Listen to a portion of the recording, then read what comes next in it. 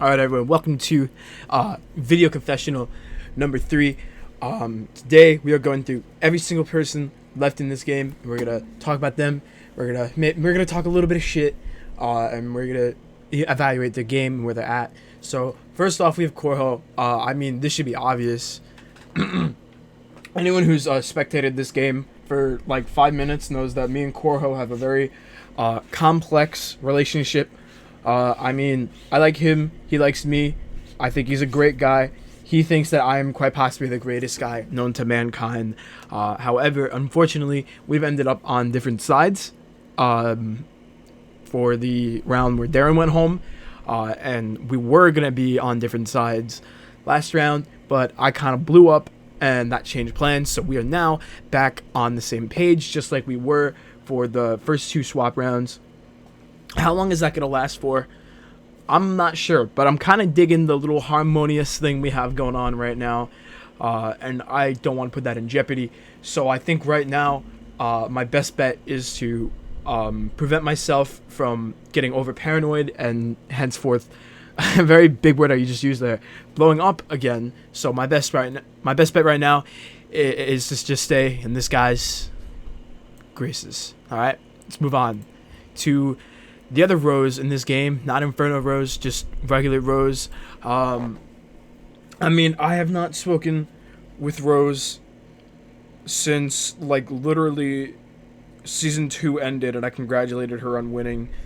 I voted for Rose to win the game, and the reason I voted Rose was because I have ADHD, and I didn't feel like reading through everyone's long-ass speech. So I asked Siri to pick a number between 1 and 3. Rose was number 2 on that list, and landed on number 2. So yeah, that's all I know about Rose. I know she has. Creamy said that she has like the best endgame of all of culinary history. So that's something I need to be looking out for, because I don't want history to repeat itself. Because I feel like in this season, a lot of history has repeated itself. So it's my job to make sure that I reinvent the culinary history. Alright, so let's move on to Billy. Look, I love Billy. He's one of my best friends.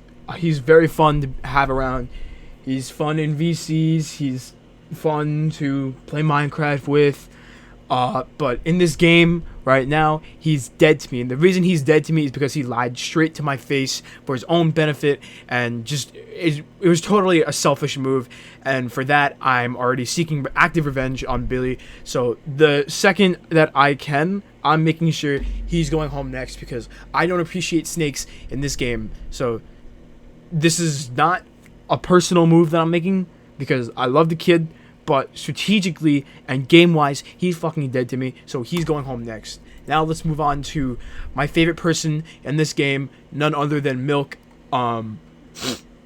Milk and I started being very good friends around the time Season 2 ended, and then that carried into Season 3 for a little bit, until I realized, listen, I love this person, but she is way too power hungry, and she is way too good at this game, so she has to go.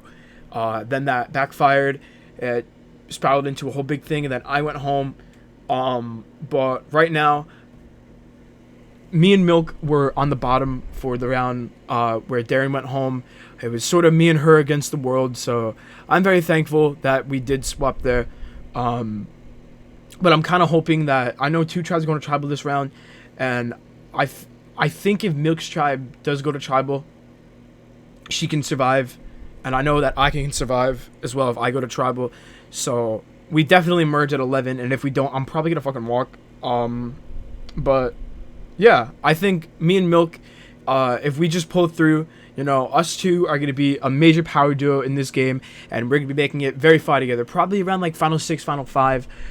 Because if I take Milk any further than that, it's going to look absolutely fucking terrible for me on the jury, and I will probably lose to Milk in the end, unless if I can pull some strings and gaslight the jury into thinking that Milk is like some sort of GOAT, which I would not personally want to do that, because Milk has been there for me to support me through a lot of problems I was actually going through in season 3. There's some stuff going on in real life, and Milk was able to step outside the game and be a real person for me that I can speak to. So, that's like a genuine friendship right there, and I wouldn't want to do any sort of like asshole type thing to her. So that's Milk. JJ, I love this guy. It's really rare where I see someone backstab me and I don't hold it against. I'm a type of person in this game to hold not personal grudges, but rather strategic grudges. And JJ backstabbed me in season 5. He said that he would not write my name down because I was inactive due to the fact that I had COVID and I was going through a breakup, which both those things hit me really hard, and it was really hard to sit down and just be like, all right, let's play this org. JJ was someone who said that he would not write my name down. He did end up writing my name down, which I don't blame him. I probably would have done the same thing, honestly. However, in this game, I don't know where his head is at all. He is someone that I want to work with, because had I not been that inactive and had I not blown myself up the way I did in season 5, right? Yeah, season 5. JJ and I probably would have been a big duo until the end. I know he's a good kid. He hits the wall a lot. So if me and JJ can get on the same page, I think us two would be a good duo moving forward. Derek, similar to Milk, I'm not really as close with Derek as I am close with Milk, but Derek's a great guy. We became pretty good friends during season 5. During season 4, the one where I co-hosted, we formed the Long Island Gang. What did I just do? What? I don't have WhatsApp. What the fuck? But Derek, what the fuck? How did I show my browser history just there? How did I do that? Oh, wait, okay. Oh, good. There's nothing too bad in this browser history. It's just Spotify and stuff, nothing inappropriate. Anyway, back to Derek. He's a good guy. We talk sometimes. He's played in my Minecraft Survivor. He kind of got robbed. I don't know what else. Actually, Derek and I were extremely close pre-swap. He was my number 1. And I just need to make sure when the two of us do probably make merge, if that happens, which it probably does, I need to make sure that me and Derek are on the same page, because Derek is someone who I want to continue to keep working with. I think Derek is a number for me, and I need to make sure that we're still in good terms. Evelyn, this is a complicated one. I mean, Evelyn and I, we kind of had a showmance. We were flirting for a bit, and that was nice and all. But then Evelyn did kind of show his true colors. He could have taken the shot to get rid of Korho, and unfortunately, he sided with the other alliance in voting out Darren, which, I mean, for me, that kind of hurt me, but it didn't hurt me that much because he was honest with me and told me that he was going to do it. But I really think it just goes to show that Evelyn is not a contender to win this game.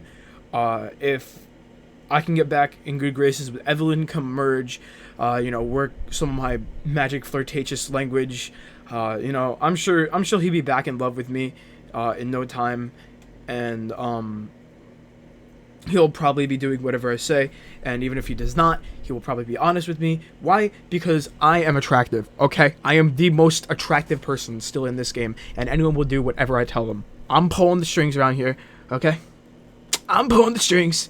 I'm in the winner's seat. I'm getting the winner's headed. Alright, let's move on. Cherry. Cherry is someone who's very similar to Milk. She was also someone who helped me through a lot of the problems I was going through in season 3. We became very good friends around the time season 3 happened. This is also the time I became good friends with Billy. In this game, Cherry has been nothing but loyal to me. Cherry was there for me when Meredith tried to gaslight a professional gaslighter, i.e. me. Cherry was the one to talk me out of going through the XP thing after Kelsey voted out Nicole. So I'm very thankful for that. I want to keep Cherry around because in the event that Cherry and I are still close together, it'll be good for me because Cherry is going to serve as damage control for me. Damage control is something that I need in this game because y'all have seen me blow up in this series 25 vigintillion million times. Okay? It's something inevitable. You could probably trace it back to autism or whatever. I don't fucking care. But it's something that I do in Survivor. What the I need to stop. Oh my god. And Cherry stopped me from blowing up. So for that, Cherry is someone who, if we are still on the same page, come merge, Cherry and I can work together. And I could probably reel her into an alliance with like me, Milk, and Derek. Maybe Sled, you know. Us would be, like, that alliance would be amazing. Maybe Maddie as well. But I do want Maddie to go soon. Speaking of Maddie, here she is. Maddie, I have a personal grudge against you.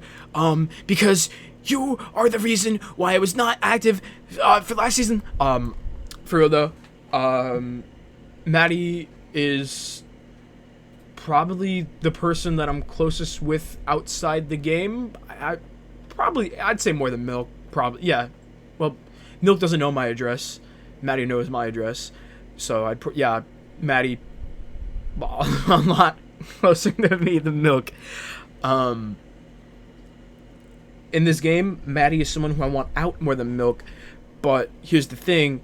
Maddie was willing to prove 100,000% loyalty to me last round. So I know that Maddie is willing to put her life on the line in hopes of saving me. And that is someone that I value in an ally. I value people that I can exploit. Maddie is someone who I can very easily exploit because if I say something and say I'm putting my foot down, I'm not changing it, and my life is on the line, if we don't go through with it, she's going to go through with it. So if I can just gaslight her enough, that's an extra number for me. And I mean gaslight, obviously, the whole professional gaslighter thing. I think everyone knows that's an exaggerated joke. I'm not gonna like actually go out there and like gaslight. But game wise, I'm willing to admit I will gaslight when it comes to the Survivor game. That is something that I think every good villain does. You know, I don't know what you want me to say here, guys. You're putting me in an uncomfortable situation. But Maddie is someone who I know is a big contender to win this game, but she's also a number for me. So it's very conflicting on Maddie right now. Next up, we have Inferno Theo. Sorry, I forgot to change my name. Theo Inferno Rose. Fuck, man. Theo Inferno Rose. I think I'm probably winning this game. Alright, for real though. This is the closest I've come to winning. I probably am on like the right track. And all I need to do is prevent myself from fucking up. And if I can do that, I probably win. And this is why I'm doing these video confessionals to the spectators, so I can get myself in the right state of mind, so I don't cause another little fucky wucky uppy. I think I'm on the path to... fuck, I already said that. Damn, man. I should script these. What else can I say?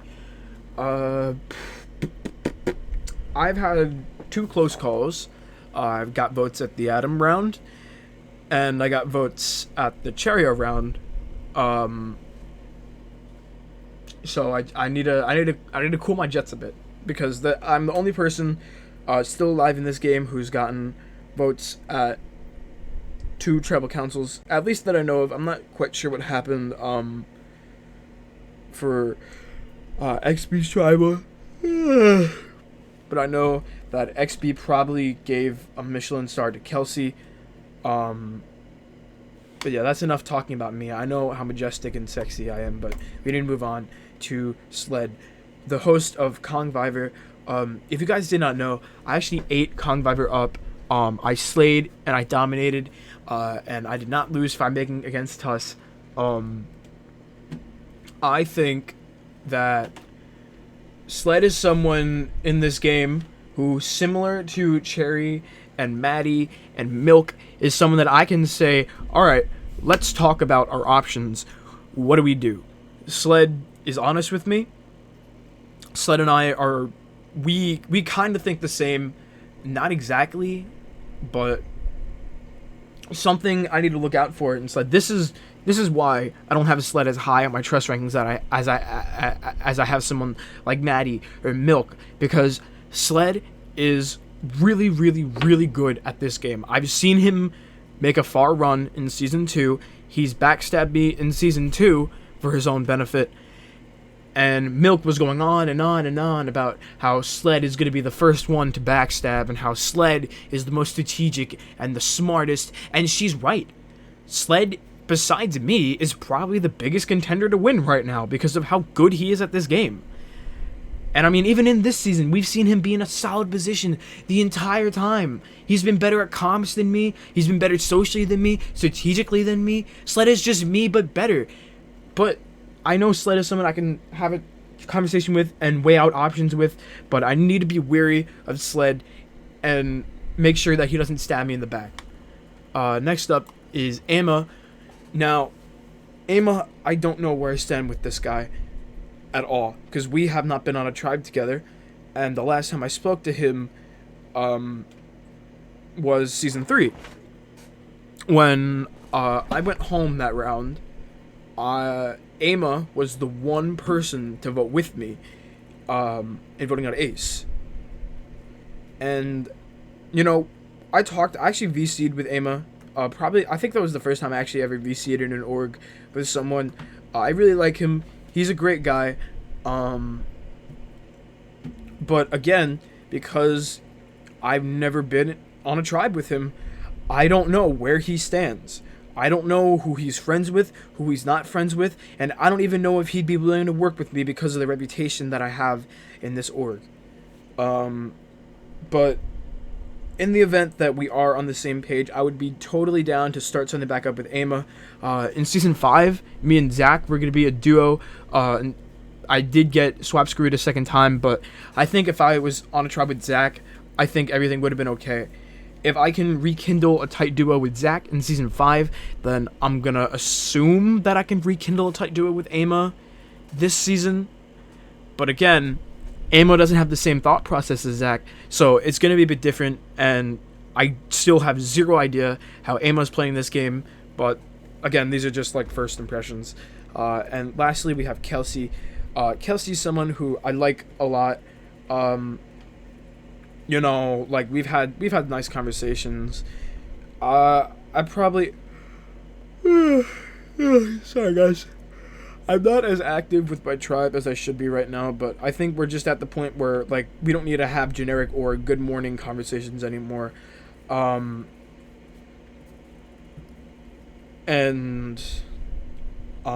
Kelsey is someone who I can actually have like decent conversations with, you know. Kelsey will be like, this is what I'm wearing today. Oh, this is my makeup for today. This is what I'm doing today. And we'll sit down and we'll talk about our days. That's someone I value in an ally. But the thing is, I don't trust Kelsey for a goddamn second. Kelsey has proven 2 times that she's not loyal. The first of which being when she voted out Nicole, which is something I brushed off, because at the Marooning, Kelsey and I were in a VC, and she told me to keep XP safe, and I said, word, you keep Naughty safe, and then Creamy deleted the VC.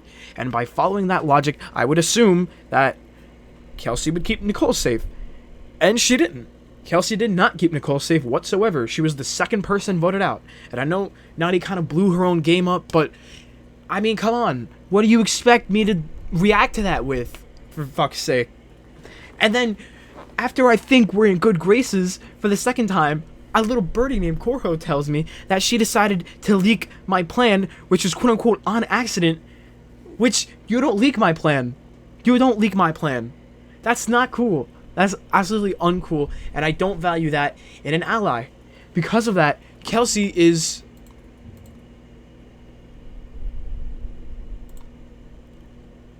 Kelsey's at a 1 on my trust rankings right now. A fucking 1.